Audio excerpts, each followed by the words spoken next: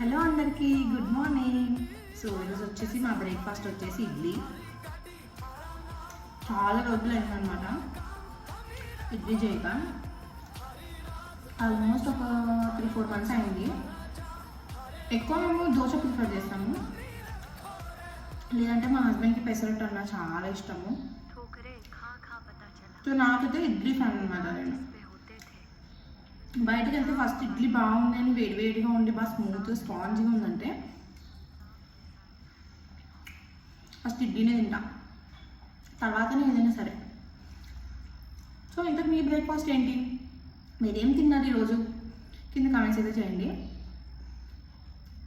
And me favourite breakfast ఏదో కింద comments చేయండి.